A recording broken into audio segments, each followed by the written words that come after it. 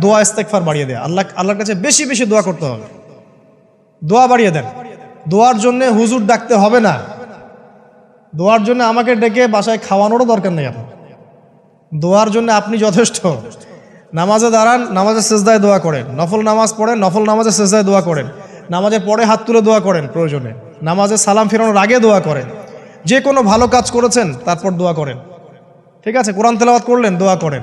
তাহাজ্জুদের ওয়াক্তে দোয়া করেন। বৃষ্টি পড়ছে তখন দোয়া করেন। ঠিক আছে, মানে দোয়া কবুলের মোমেন্ট, সময়গুলো, আজান হয়েছে, আজান ইকামতের মাঝখানে দোয়া করেন। এই যে এখন খুতবা হচ্ছে, এই সময় দোয়া করেন, দোয়া কবুল হবে। দিনী মজলিসে বসেছেন, দোয়া করেন। দোয়া করতে থাকেন মনে মনে। যত বেশি আপনি দোয়া করতে পারবেন আল্লাহর কাছে, ইনশাআল্লাহ আল্লাহকে আপনি তত কাছে পাবেন ইনশাআল্লাহ। দোয়া ইস্তেগফার বাড়িয়ে দেয়া। আল্লাহর কাছে বেশি বেশি দোয়া করতে হবে। দোয়া বাড়িয়ে দেন। দোয়ার জন্য হুজুর ডাকতে হবে না, দোয়ার জন্য আমাকে ডেকে বাসায় খাওয়ানোরও দরকার নেই। আপনার দোয়ার জন্য আপনি যথেষ্ট। নামাজে দাঁড়ান, নামাজের সেজদায় দোয়া করেন। নফল নামাজ পড়েন, নফল নামাজের সেজদায় দোয়া করেন। নামাজের পরে হাত তুলে দোয়া করেন প্রয়োজনে। নামাজে সালাম ফেরানোর আগে দোয়া করেন।